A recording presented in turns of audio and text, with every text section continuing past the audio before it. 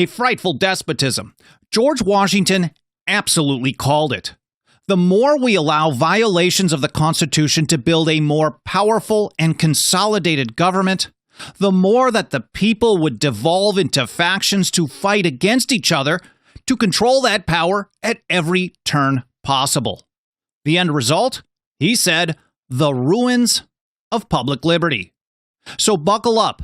On this episode, it's George Washington's farewell warnings that almost everyone ignores today, even though they almost perfectly describe what we've been living under for a long time.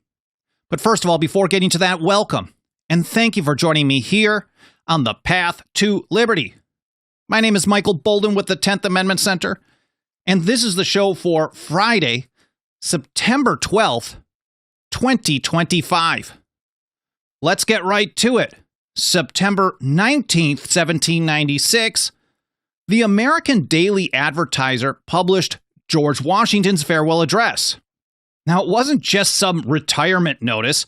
It was his dire warning against things like skyrocketing debt and entangling foreign alliances, and plenty more. But I think his sharpest warnings, his most prophetic one, really revolved around the danger of parties and factions, the constant fight for power and control, and how it would end in total tyranny. And he started out a long segment of his address with this: "Let me now take a more comprehensive view and warn you in the most solemn manner against the baneful effects of the spirit of party generally."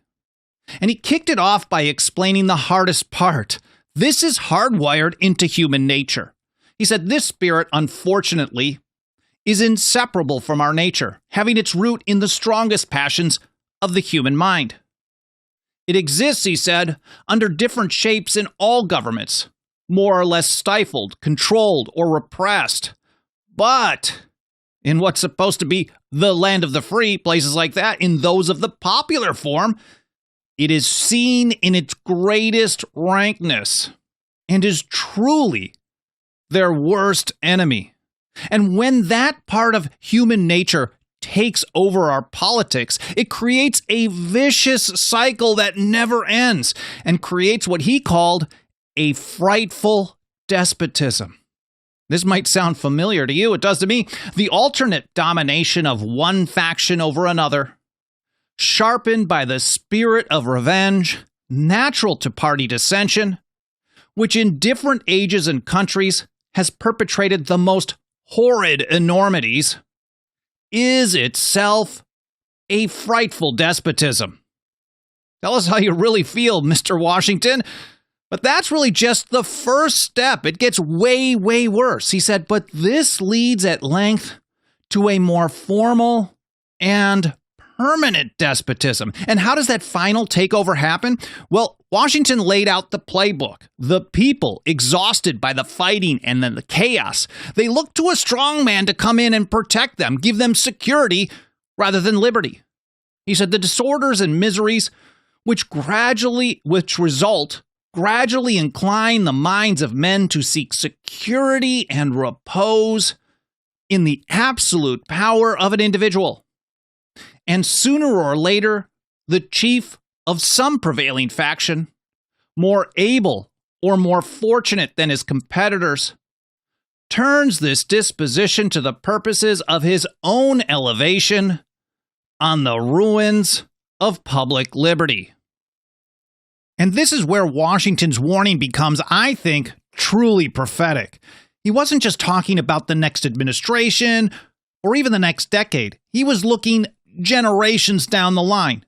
But he still warned about any small steps in that direction for the people in his own day, because that's just what paves the long road to total tyranny.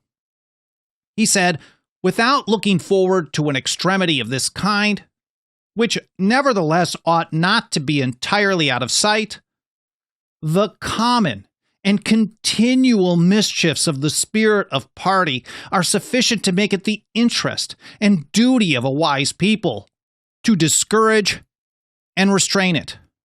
And so then he went through a bit of a laundry list of some of those common and continual mischiefs of the spirit of party. First on that list was it might, I guess, paralyze the government. And, President Washington, you shouldn't threaten us with such a good time. But he had some bad things in there as well. He said it would poison the community with lies. It would open the door to influence from foreign enemies who might corrupt the entire system. He said it serves always to distract the public councils and enfeeble the public administration. It agitates the community with ill-founded jealousies and false alarms, kindles the animosity of one part against another, foments occasionally riot and insurrection. And I'm going to do my best to not keep saying this, but man, this does sound pretty familiar, doesn't it? It sure does over here. But wait, there is way more. He said it opens the door to foreign influence and corruption, which finds a facilitated access to the government itself through the channels of party passions. Thus, he said, the policy and the will of one country are subjected to the policy and will of another. Now, Washington was going to step down after one term rather than two, so he's going to step down in 1792. He asked James Madison to draft a farewell address for him back then, and he kept it. And so when he finally decided to step down, even though both sides of the party divide that was developing at that time, they all convinced him to stay. He was the only guy that could kind of glue things together at that point, they thought.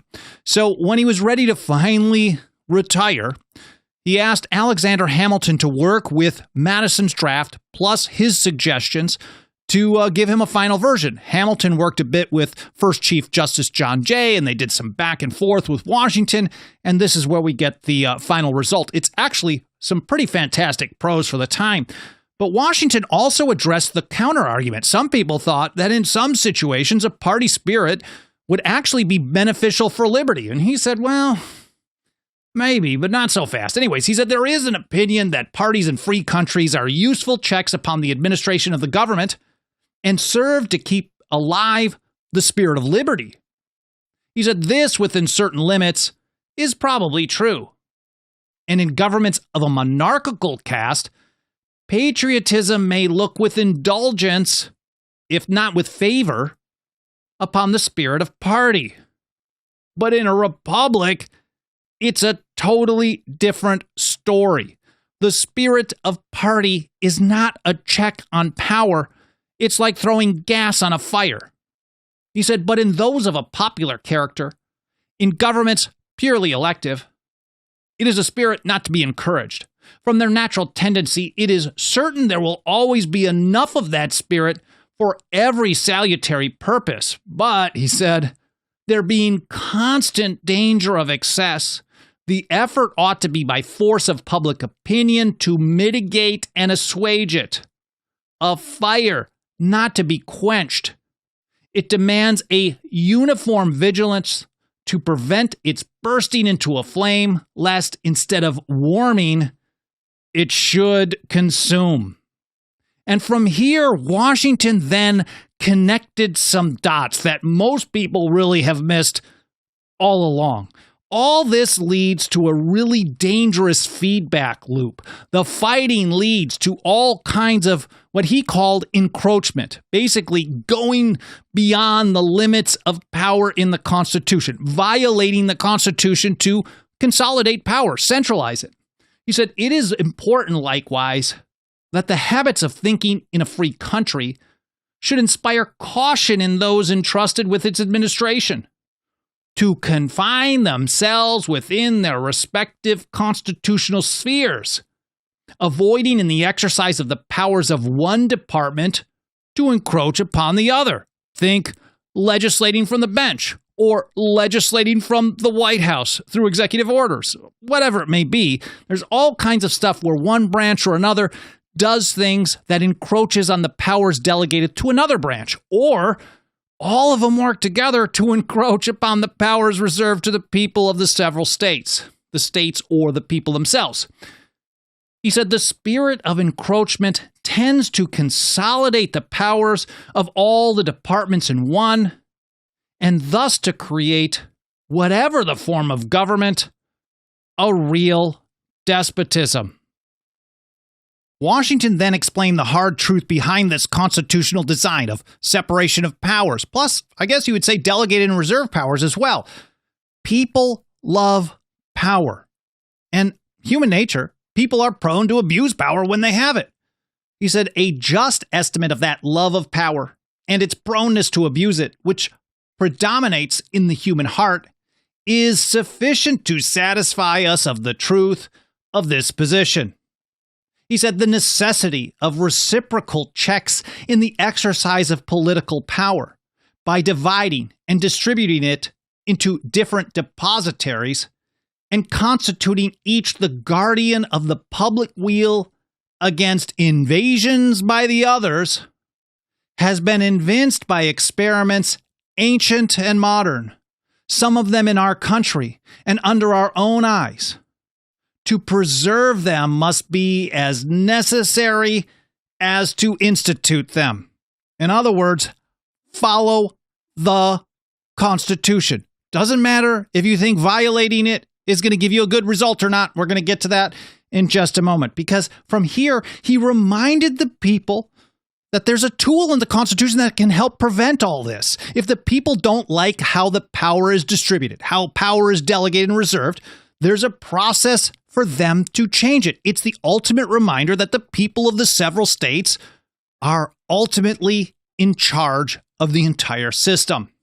He said, if, in the opinion of the people, the distribution or modification of the constitutional powers be in any particular wrong, let it be corrected by an amendment in the way which the Constitution designates. Anything other than following the rules of the Constitution, rather than just doing what you can get away with while you hold power, anything other than changing the Constitution when you think that the power needs to be different, using the rules in the Constitution to amend the Constitution, well, Washington called that a weapon to destroy freedom. He said, let there be no change by usurpation. For though this, in one instance, may be the instrument of good, it is the customary weapon by which free governments are destroyed. Here's the brutal truth. The largest government in the history of the world loves it when the people fight each other rather than government.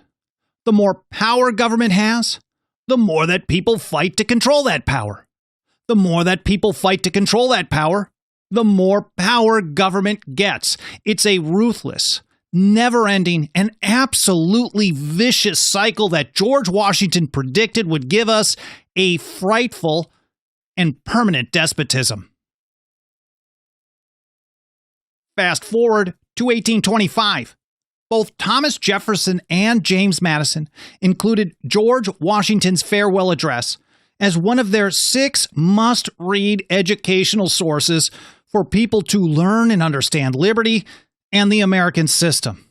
Now, unfortunately, almost no one has ever even heard of this today, much less read it on an annual basis. And the government-run and government-approved so-called education system, if they even touch on this, barely scratch the surface. And that's a big part of the reason why we work so hard every single day here at the 10th Amendment Center to reach and teach more and more people about these essential foundational principles from the founders, the old revolutionaries, about the Constitution, about liberty, and so much more.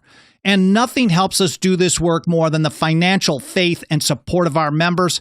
If you have a couple of bucks of that quickly devaluing dirty government fiat, please consider throwing it our way over at 10thamendmentcenter.com/members.